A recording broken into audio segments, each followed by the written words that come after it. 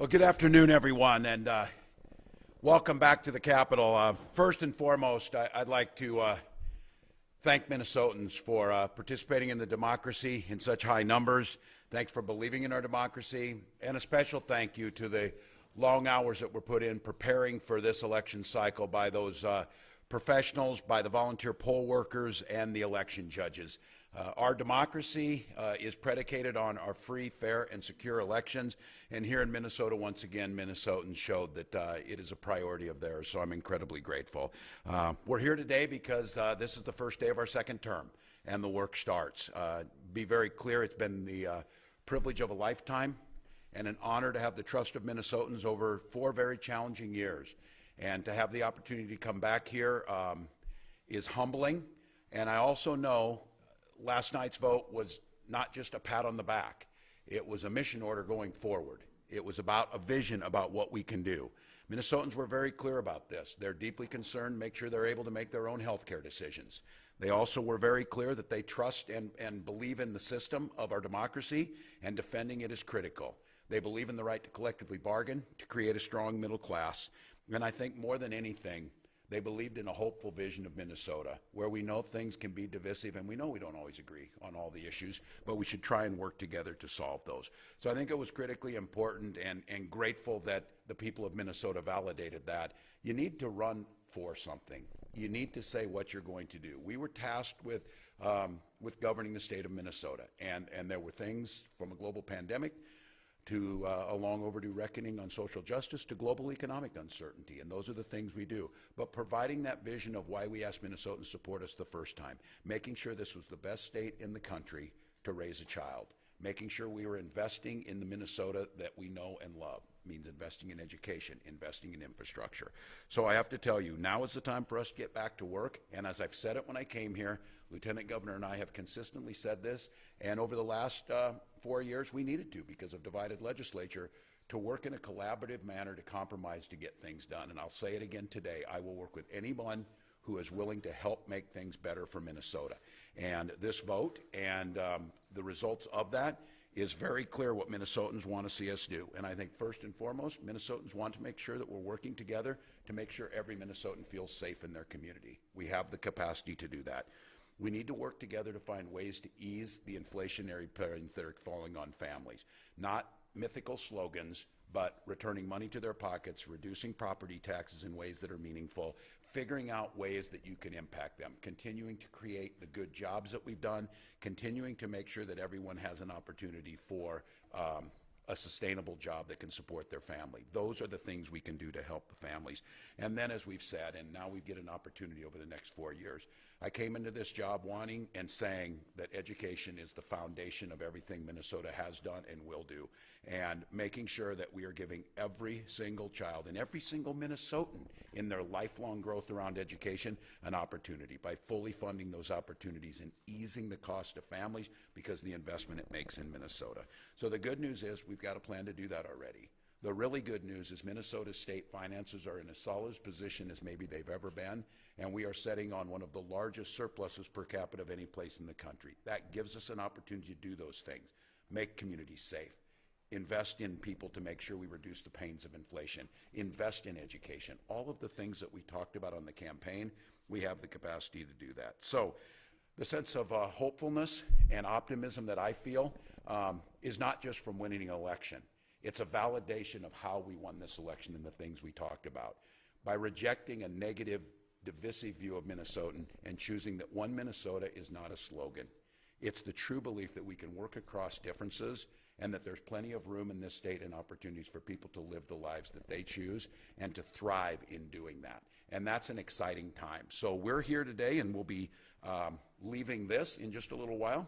I'll be meeting with the cabinet to talk about the second term, and then we'll be meeting with senior staff. I've already spoken with House leadership in Speaker Hortman this morning, received contact from Senator Miller early this morning too, in the form of a voicemail, and we'll see what Senate leadership is going to look like as we all start to collaboratively work together to move Minnesota on that path that they spoke loud and clear that they want to see. A one Minnesota that invests in our children, that makes our communities safe, that's innovative around climate change, that makes sure we protect people's rights to make their own health care decisions, and we think about what the future is going to look like to make this the best state in the country to live in. So I'm deeply humbled. We slept for a couple of hours, as we said, and now the work starts. And my team, I'm going to give another shout out to them. They have been working for months, working on that budget. You can look at the budget that we released last year to get a pretty good idea of the direction we're going to go. You can look at those things that we said we wanted to get done. We are going to do that. And I think all of us in this room, that it looks like things are shaking out officially on this. There's a change dynamic here now. We're not going to see things that Minnesotans need be stalled. We're going to see things that are able to move forward. And I think working collaboratively, those who want to be a part of that, this can be an exciting and gratifying time, and we can lift Minnesotans up. So I think after some very hard years and an economic instability that's not quite settled yet, Minnesotans and Minnesota state government has the capacity to make that so much easier on folks, and now we can get that done. So just grateful to have been on this journey. We're now 2-0 together. So Lieutenant Governor Flanagan. Governor. Well, good morning, everybody. Good morning, Minnesota. Thank you. It is the absolute honor of the lifetime to be able to enter into a second term as your Lieutenant Governor and on this team. Last night, Minnesota chose a positive vision and compassion and hope. They chose a future that included and lifted up all of us together. They chose to be good neighbors. Governor Walz and I have always been clear about our vision for Minnesota. As you heard him say, it's one Minnesota. It's about working across lines of difference to find common ground and solutions to the problems that we all face. In the last 4 years, we have made insulin more affordable and accessible. We've invested in our children and in our schools. We established a nation-leading Office of Missing and Murdered Indigenous Relatives. We passed groundbreaking infant and maternal health programs, and we're going to keep doing good work together. We keep moving forward, investing in public safety, education, infrastructure, and the things that make Minnesota, Minnesota. Although I couldn't be happier to have another 4 years with my favorite coworker, I know that Governor Walz and I could not have done this work alone. We work with our fellow constitutional officers and our partners in the legislature. We work with the thousands of state employees who come to work every single day, dedicated to public service to do the right thing for Minnesotans. And we work with and all communities of Minnesota. Minnesota is strong and resilient because of the people who live here and because of this place. And I can't wait to see what we do together. Thank you. Thanks, LG. And before I take questions, just to make it clear that we understand what our responsibility is in this office to serve all Minnesotans. And to be clear of those of you listening, that means folks whether they voted for us or not. It means folks that don't necessarily agree with where we're at. But in a nation where we're seeing, if we can't find common ground, if we can't agreeably disagree, if we can't show a little grace to one another, it becomes very difficult to govern, and society becomes very tense. And I think for us to understand, making the case that that we want to make sure that those voices are heard, we want to make sure that we're clearly articulating the issues and why we're pursuing some of these policies, and then working to make sure that that is serving the vast majority of Minnesotans. So with that, we'd be glad to take questions. Governor, you repeatedly mentioned that this is your second term. We don't have term limits. So,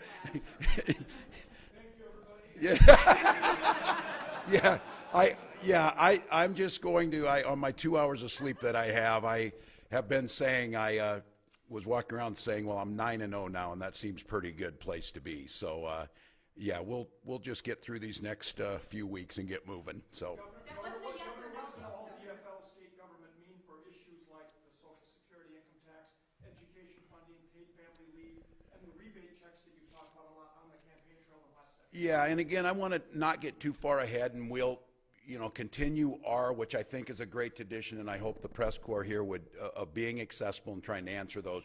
We're just getting started thinking about this. In fact, it was, around 3 a.m. when Leader Lopez Franson texted me and indicated that it looked like that would be the case. I think what I would say is the resistance to some of these proposals that are very popular in Minnesota have a much better chance of going through. But I think Lieutenant Governor articulated this pretty clearly. We're one piece of this. We work with our legislative partners. We work with the constituents. But I think you could see we were very clear during the campaign that we believe very strongly in fully funding education. That'll be a priority. So I think it probably means at least we're going to discuss these things. And I'll just mention things like, we talked about red flag laws on gun safety and those types of things. We can at least have some hearings and talk these out. So I want the legislative process to work the way it's supposed to, work with them, and that means all members trying to bring forward. And are the rebate checks, those, still on the table? You push that hard? Yeah, and I don't, again, we'll work with the legislature on this. I did work on the campaign trail, and I do think it would ease folks' burdens in inflation, the pressures they're feeling on inflation. So on this one, I think it's something that we're definitely going to talk about. I'll definitely bring to the table and make the case with our partners in the legislature that is something to put out there. I think a holistic plan on how we do this, making sure our budget continues to be balanced. I mean, that's the story in this. There are a lot of things swirling in this campaign. Many of you have covered campaigns for a long time, especially for governor. One of the basic milestones you got to do is you got to balance the budget. You've got to not create deficits. You've got to make sure that you're doing those things correctly, and I think we did that. We'll continue to. Yep. Are you still thinking about a special session on public safety here? It's certainly around public safety. We haven't talked yet, and I know that this morning there were some folks on the legislative side mentioned that there was some conversation going on. I haven't spoken specifically on that. I think this is one to get our feet on the ground. I'll go meet with my commissioners, my senior staff, and talk about what's next. I want to be very clear, though. We were very adamant during the campaign that we had a very robust, nearly $400+ million plan dealing, and especially dealing with mayors to try and get them the help. So I'm going to leave it on that one, that there's conversations to happen, but we are committed to making sure, especially the way I think our plan approached this, trusting the local leadership in this and getting them the resources to make the decisions they need. There have been crises that you've had to handle in your first term. Assuming there aren't for the second term, how will the second term look and feel different? Well, when you're talking about me, I think we could probably assume there may be.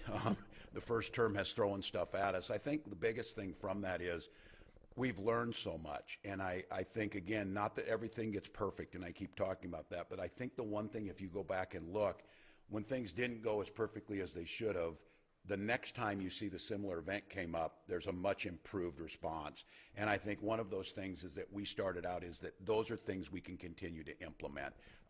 We continued to govern throughout this entire campaign. And you don't get to pick and you don't get to complain about the hand you're dealt. That's what leadership means. I think the biggest thing of dealing with these crises on the scale that we dealt with, that we're very, very nimble and flexible on moving on other things that we want to continue on. So assuming we continue to manage these things, and we don't know what's going to be thrown at us, because even thinking about this, just some of the things that got forgotten during this time, the avian flu outbreak was a huge threat to our agricultural prosperity, and our teams learned so much from the 2015 outbreak and implemented that. So I think what you're going to see is that move to, that we talked about, more forward-facing dashboard type governance, more of an ability to be flexible and move things. I'm again very proud. It was in our, seems like a lifetime ago in 2019, we moved on the MNLARS system and were able to repair that. And we've seen that there's been some glitches on other things. We'll keep moving on. So I'm excited about that prospect. I'm excited about moving towards that more efficiency and outcome-based results. So. Question, what kind of turnover do you expect in the cabinet, if any, and are you interested in doing some administrative changes such as breaking up Department of Human Services? Yeah, no thoughts on that yet. Again, I'm going to go meet with this cabinet right now as soon as we finish here, and we'll start talking about that. These are individual choices with folks too. This issue about the cabinet structure and everything, I think is a very legitimate one, especially with DHS, the size, some of the things we learned. So I would leave it at this. We are open to working together with folks on those discussions. We haven't proposed anything or put anything forward at this time, but just getting started now, and now is the time. So I expect the cabinet will have those conversations. So. I know you said you, sorry, also working on terms of sleep. I know you said that you want to work with the legislature, see what their priorities are. But are there other pieces of unfinished business of your agenda that you would like to see quick action on in January, beyond public safety, stuff that was on the cutting room floor? You know, that's a good point, and I say this, and I don't think it was naive. I would characterize it as more optimistic. And I know there were those who said when I first came in and I had experience with the lieutenant governor, was more experienced in state governance, that some of you were very skeptical, and maybe rightfully so, when I said, I think there's things we can get done early on. We can get these things done early on, agree on, clear them off the table. That is very difficult, just to acknowledge. That has been very difficult. So I think I'm not jaded on it, I'm more realistic. The only thing I would say is that there is a new dynamic here in terms of a Senate that is not trying to stall an agenda as much as one's trying to move one. So I would leave it open. I think you should deal with things as they are. I don't think you should view this that we have to play that, May 24th, 3 a.m. shuttle diplomacy or whatever. And I get legislators work that way in deliberative bodies, but I would hope we could come together on this. And I would stress what I think all of you said.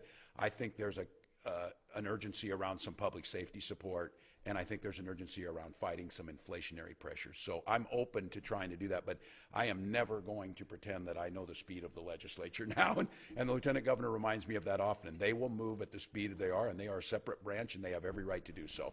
So yeah, I got Theo in the back. You expected to win last night. That was clear over the last week. Yep. Did you expect to have this trifecta?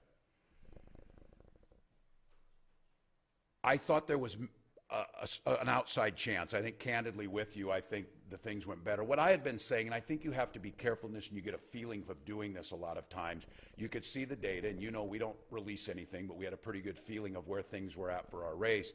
But there is the intangible of these that was growing, and I have to tell you, over the last few weeks, there were movements. I came back and told my team what I saw in Winona in that area. I said, I haven't seen that since my race in 2006. Just kind of the energy. I said, and this is one thing too, the quality of the candidates that we were running was amazing, and the work that they were doing. So I was going and assisting with these door knocks, but a lot of that was our campaign assisting local campaigns that were doing a lot of that. So I thought there was a possibility, but I think most of us, and this is for all of us to digest, there was a flood of polls that have proved to be, I don't know who's going to buy their polls now. They were so radically off, but they changed the national narrative that this thing was super close, that it was leaning this way. And I think, obviously that's a strategy. I think for us, staying in our lane, knowing where we were at, knowing that our message was resonating with Minnesotans, but it's hard to tell on individual House and Senate districts how that was going to work. I'll go here and then back to Tom. Yep. Tom, go ahead. I know you don't govern by Twitter, but on Twitter, a lot of people are asking about Social Security, income tax, legalizing sports betting, and legalizing marijuana. Yeah. Where are those going to fit on your agenda? They're all things I've supported, and I think, the devil's in the details on some of them. I think we get them, but I've said I support all those. I think those are things that there should be some agreement on. Again, we came in 2019 and lifted that cap on Social Security. I think there's a lot of common ground here. I mean, I'm just going to lay it out there. We had this. We agreed to a deal that was pretty good in May, and I think the move to walk away believing the other side was going to get the trifecta, and that's why they didn't take it. There were a lot of things in there that I agreed to. I think the Republican legislators should assume I'm certainly open to working with them on many of these things, and it wasn't, these were not exclusively Republican ideas. So I think on the three things you brought up, Tom, I've been supportive of those, and I think, again, especially on the cannabis legalization, adult use, that was simply the Senate stalling on that and not doing anything. I would assume now that there may be more of a desire. Governor, what's the message on? I'll go here and there. You had the trifecta, followed the marriage amendment by the Unified Republican Legislature.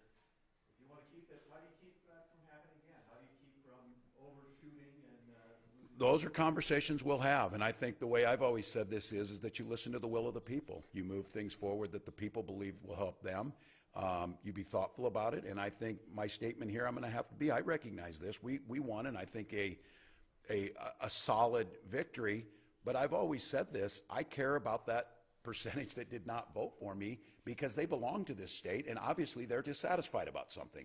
So I think the one biggest thing is just listening to where the public's at and delivering on some of those things that that everybody feels like they're benefiting from. Mary, and then I'll go back. How important was the abortion issue, and do you want a bill on your desk to codify it? Senate Democrats just said. Yeah, I think it makes sense. I don't think you should depend on the election. I think all of us would be naive to not think. We knew in late June when the Dobbs decision came down that it was horrific. It was horrifically dangerous for women.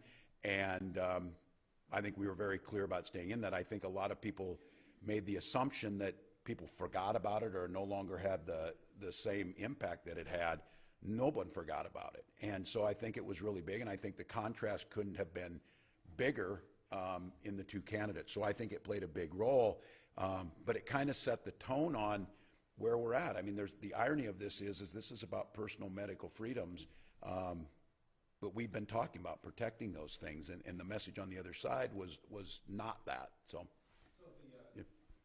So Dr. Jensen brought up the Columbus statute over and over again on the campaign trail, and he was going to put it back up on day one. That's not going to happen. Lieutenant Governor, talk about there's a process for. So we are, I'm so glad you asked, John. We are currently in the process of rulemaking through the CAP board, and folks should expect an update on that in the next couple months or so. We went through an entire process, and once that process is finished, then we'll know how we will be addressing any statues, any monuments. We'll have rules that we can all work with. But just to be clear, the folks who worked on that together looked like Minnesota. We were so intentional to make sure that those task forces really reflected one Minnesota, if I can say that. And I think we went through a really thoughtful process, and having the administrative law judge help us with that, I think folks can feel really proud of that work, and we'll get to that soon. Right, got one more. Across the country and here in Minnesota, Gen Z came out to vote. How do you ensure as a team that Gen Z is spoken to, that Gen Z is taken care of, and that they become a part of the process that eventually you won't be a part of? Yeah, this is for us, I think, probably the most encouraging. We've all been through this, and the modeling numbers, and we hear how to get out the youth vote, how do you get out the youth vote, and it seems like the older generations are always disappointed. The younger generation didn't turn out in numbers. This looks to be different, but it was not just the voting numbers, it was the showing up at events and the vocalization of what they were looking for. And I said, for many of us, it's so encouraging because their message is one of inclusion. Their message is one of tolerance. And this is the generation that was in high school and entering college that went through the turbulence of COVID and watched George Floyd. And I watched them with the sense of optimism of continuing to participate. So I think, in answering your question, is we need to make sure that we're engaging them in the real decision making, making sure that they're setting in rooms where those decisions are made, where they feel like it matters, and delivering on the issues that they talked about. Certainly they came out on issues around choice. They certainly did that. But I think it's more than that. And I think, again, I would ask all of us, what came out of last night, not just Democrats doing better than they were supposed to, but there's a lot of optimism in our system. It feels like there was very little talk of elections being rigged, very little talk, very gracious folks across the country in concession speeches, to, saying they're going to help one another to get this done. And I think Gen Z's watching this, get them involved, get them engaged, and we're seeing them. I mean, we saw some of them pretty close to Gen Zers enter the Minnesota Legislature and the Senate, and we've got a bright future, and we need to make sure that they're there. We need to hear them. They're not going to just take, platitudes around climate change. They want to see things happen. This matters to them because they know they're going to be around for it. So the takeaways from that was super encouraging. The democracy is strong. People still care. There was decorum in this. There was not violence. We saw a lot of young people participating. I think the things we've gone through, this feels really hopeful to me, that we're maybe at a bit of a transition point. And again, I'm not naive. We'll see. There'll be, I'm sure, announcements for president coming now, because for all of you, this is your last day, and then the presidential election starts tomorrow. People will start announcing, they'll start running, we'll be going into that. And if we have our way, Minnesota will replace Iowa as being one of those very first states so that we can have a say in how that works and that can come here.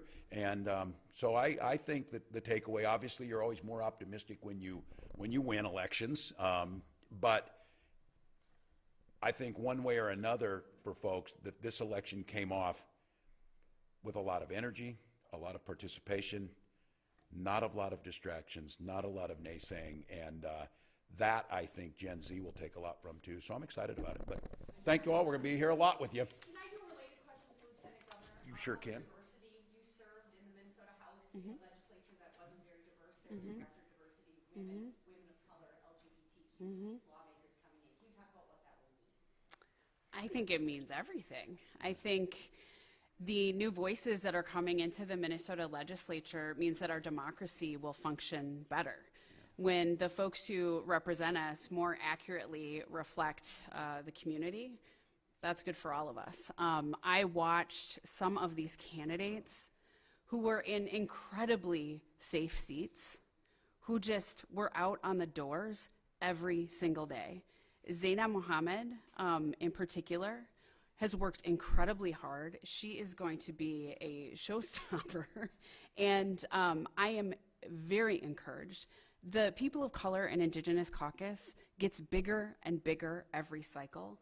I am so proud to have been a founder of that caucus, and I cannot wait to see how it changes the conversations that we've had here. We've already seen it. We've already seen it in budget negotiations and in leadership, and I think now the real opportunity is for members to build relationships and listen to these new voices who are bringing a really important perspective. So I'm excited. I hope there's a little maybe auntie status, and I was able to hold the door open for some of these young people. But, you know, I think part of the Gen Z turnout was also our young people seeing themselves reflected in a lot of these candidates. And the things that I heard when I was talking to young people, people who had registered for the first time, in particular because of the issue of abortion and because of LGBTQ plus rights, those are the two things that I heard consistently from young people. So now I think there's a clear message here from Gen Z that we've got work to do.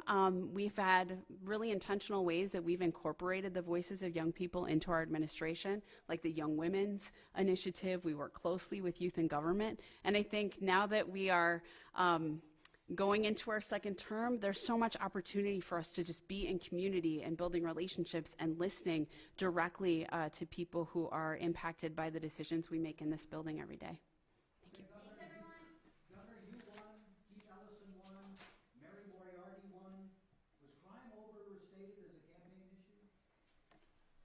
I'm not, I just think there weren't the solutions put out there, and I think the public understands this, that crime's a complex issue, and I don't think they think there's an easy fix on this.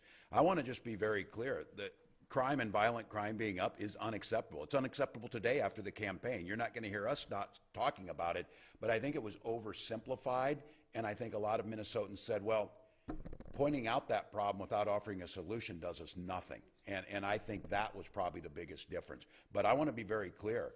I heard it from people throughout this whole campaign. They were concerned about it, but they're concerned about solutions, and they're concerned about a holistic kind of balanced approach to it. So I think that's where it was at. It was a campaign issue. It just wasn't as simple as saying they don't care about crime and we're going to fix it with no plan. People don't believe that. They know we all care about this, and we have to have a good plan to solve it. So thank you all.